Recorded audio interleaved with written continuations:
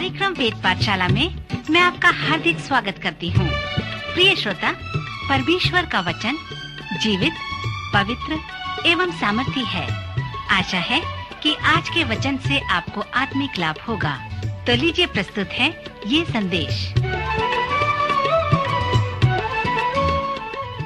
श्रोता मित्र, वेद पाठशाला की अगली कक्षा में आपका स्वागत है। इन दिनों में हम पवित्र शास्त्र के एक बड़े भाग का सर्वेक्षण कर रहे हैं, जो नबी या भविष्यवक्ता कहलाता है। और इस नबियों का सर्वेक्षण पवित्र शास्त्र के एक लंबे पुस्तक के सर्वेक्षण से प्रारंभ होता है, जो यशाया की पुस्तक या यशाया की भविष्यवाणी पुस्तक है। पिछले अध्ययन में मैं आपको बताया था कि यशाया की पुस्तक दो भागों में विभाजित है, और जिस प्रकार पवित्र शास्त्र दो भागों में विभाजित है, उसी प्रकार यशाया की पुस्तक का प्रथम भाग पुराने नियम को दर्शाता है और दूसरा भाग नए नियम को दर्शाता है। फिर यशाया की पुस्तक को हम अलग तरह से विभाजित कर सकते हैं, अर्थात प्रथम 35 अध्यायों में यशाया दंड व परमेश्वर के न्याय के विषय में संदेश प्रस्तुत करता है। फिर अध्याय 36 से 39 में सचमुच में वो न्याय होता है और प्रथम 35 अध्याय का वचन पूरा होता है। फिर अध्याय 40 से 66 के मध्य शांति व आशा का भाग है। और जैसे आप यशाया में नए नियम के भाग का अध्ययन करेंगे तो आप उसको और भी विभाजित कर सकते हैं। अध्याय 40 से 48 तक कुस्रू महान के विषय में अद्भुत गवाही है।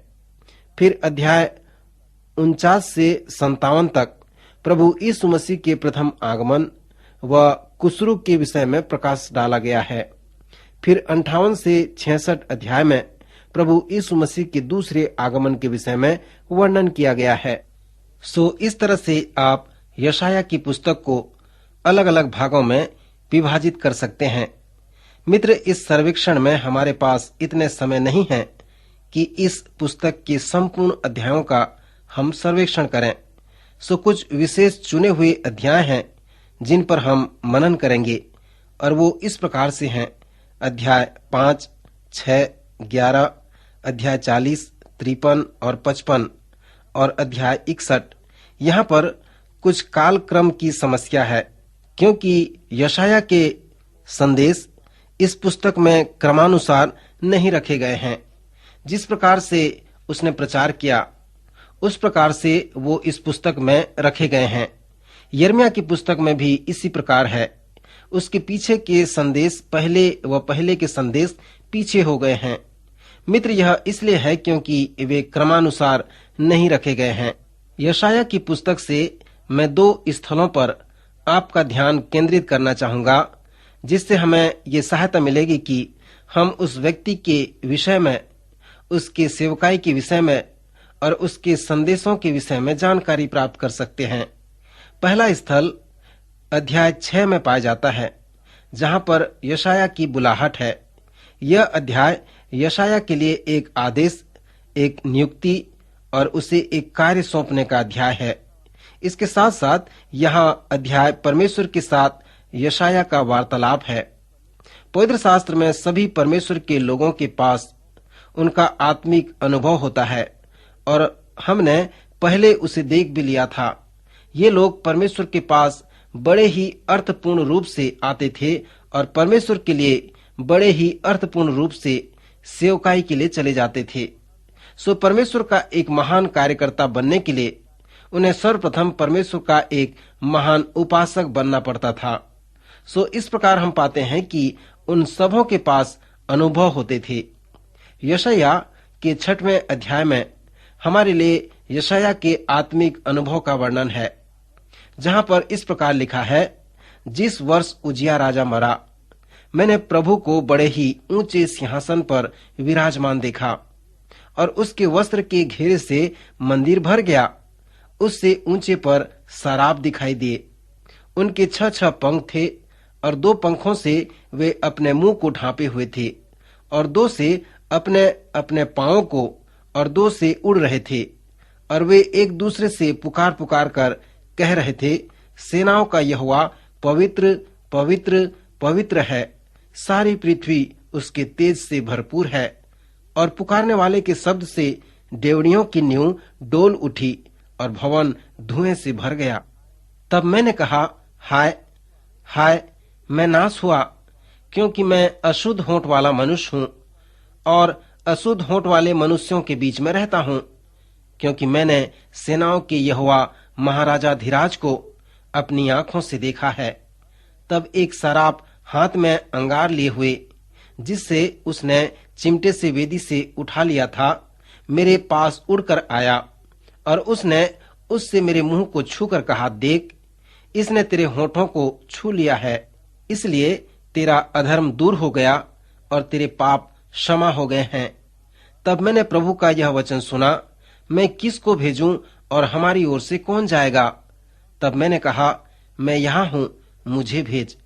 उसने कहा, जा और इन दोनों से कह, सुनते ही रहो परंतु न समझो, देखते ही रहो परंतु न बुझो। तू इन लोगों के मन को मोटे और उनके कानों को भारी कर और उनकी आंखों को बंद कर, ऐसा न हो कि वे आंखों से देखें और कानों से सुनें और मन से बुझें और मन फिरावें और चंगे हो जावें। तब मैंने पूछा, हे प्रभु, कब तक? उसने कहा, जब तक नगर न उजड़े और उनमें कोई रह न जाए और घरों में कोई मनुष्य रह न जाए और देश उजाड़ और सुनसान हो जाए और यहोवा मनुष्यों को उसमें से दूर कर दे और देश के बहुत से स्थान निर्जन हो जाएं। चाहे उसके निवासियों का 10वां अंश भी रह जाए तो भी वह नाश किया जाएगा। परंतु जैसे छोटे या बड़े बांज वृक्ष को काट डालने पर भी उसका ठूंठ बना रहता है, वैसे ही पवित्र वंश उसका ठूंठ रहेगा। सो यशाया के आत्मिक अनुभव और उसके मन परिवर्तन की कहानी यही है। श्रोता मित्र, यहाँ पर हम वो वचन देखते हैं जहाँ पर इस प्रकार से पढ़ते हैं, इसलिए तेरा अधर्म दूर हो गया और तेरे पाप क्षमा हो गए। जब किसी का जीवन परिवर्तन होता है, तब क्या आप इस प्रकार का वचन सुनते हैं? यशाया के आत्मिक अनुभव के साथ साथ हम उसके जीवन परिवर्तन और उसके बुलाहट को देखते हैं। इस प्रकार यशाया परमेश्वर के पास आता है। परमेश्वर के वे सभी लोग जो परमेश्वर के पास आए, एक महान आदेश को प्राप्त किए कि जाओ। जब आप पवित्र शास्त्र में परमेश्वर के लोगों के आत्मिक अनुभवों का अध्ययन करेंगे, तब आप इसके विषय में जानने पाएंगे। उन सबों के पास परमेश्वर के पास आने का अनुभव था, जिसका वर्णन किया गया है। और जब उनके आने का अनुभव है, तो परमेश्वर की ओर से जाने का भी अनुभव है। वे सभी परमेश्वर के लोग जिन्होंने परमेश्वर का अनुभव किया, सबों के पास इस प्रकार का तरीका है। जैसे यशाया ने परमेश्वर के पास आकर अनुभव प्राप्त किया, तब हम उस वचन को सुनते हैं कि मैं किसको भेजूं और हमारी ओर से कौन जाएगा। फिर हम यशाया के समर्पण के शब्द को सुनते हैं, जिसमें वो कहता है, मैं यहाँ हूँ, मुझे भेज। सो यह तरीका वचन में बहुत ही स्पष्ट है। परमेश्वर के लोग जो परमेश्वर की ओर से नहीं जाते, वे उसके पास नहीं आते, परंतु परमेश्वर के वे सभी लोग जो सचमुच में परमेश्वर के पास आते हैं, वे परमेश्वर के लिए चले जाते हैं।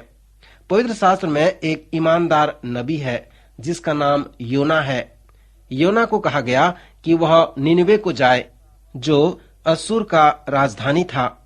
असूर के निवासी यहूदा के दुश्मन थे, इसलिए योना निनवे से घृणा करता था। वह निनवे नहीं जाना चाहता था, पर योना परमेश्वर और अपने स्वयं के लिए ईमानदार था। योना ने परमेश्वर से कहा, मैं नहीं जा सकता और मैं आ भी नहीं सकता। वह परमेश्वर की उपस्थिति से भागने लगा।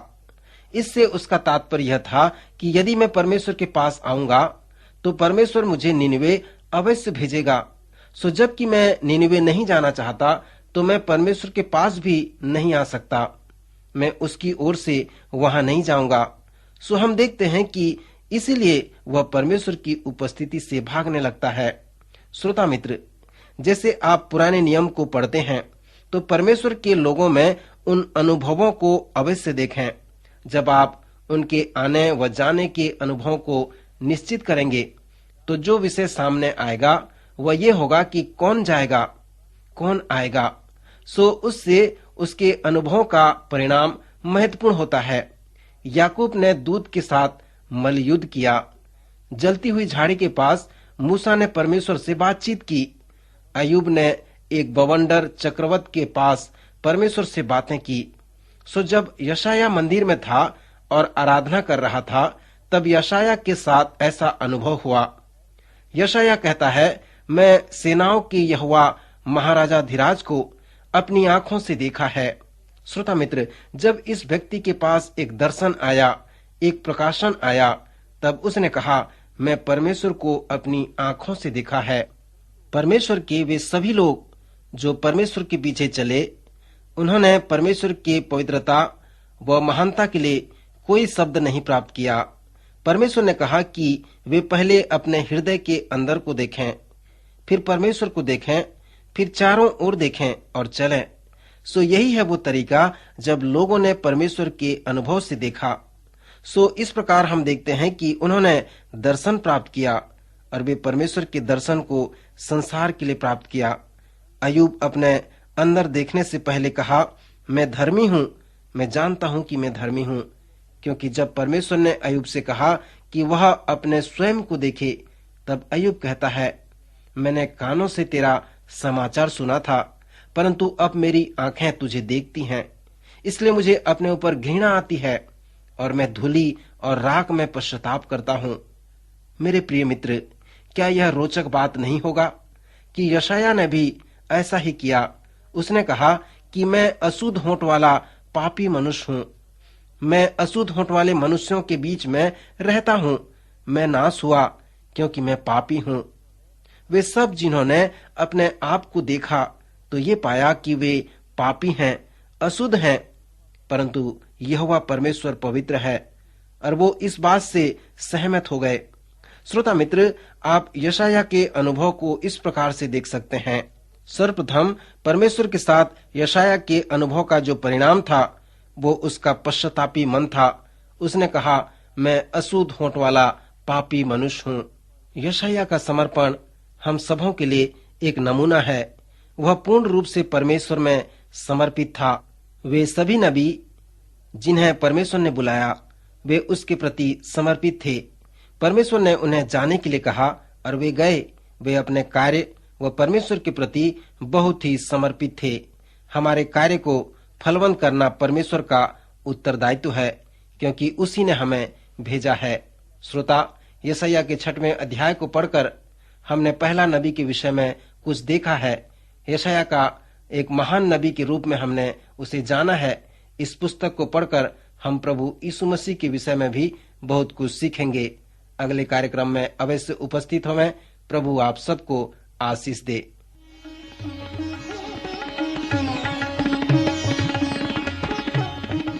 अभी आप सुन रहे थे कार्यक्रम वेद पाठशाला। श्रोता, हमें विश्वास है कि इस कार्यक्रम के द्वारा आपको आशीष मिली है। यदि इस कार्यक्रम के विषय में अधिक जानकारी प्राप्त करना चाहते हैं या बाइबल अध्ययन से संबंधित कोई प्रश्न हमसे पूछना चाहते हैं, तो आप हमें इस पते पर लिखें। हमारा पता है कार्यक्रम Ved Pathshala, Vishwavani, post box number 731, Faridabad 7, Haryana. पता एक बार फिर से सुन लीजिए। कार्यक्रम Ved Pathshala, Vishwavani, post box number 731, Faridabad 7, Haryana. तो इसी के साथ आज के कार्यक्रम का समय यहीं पर समाप्त होता है। अगले कार्यक्रम में आपसे फिर भेंट होगी। तब तक के लिए हमें आज्ञा दीजिए। नमस्कार।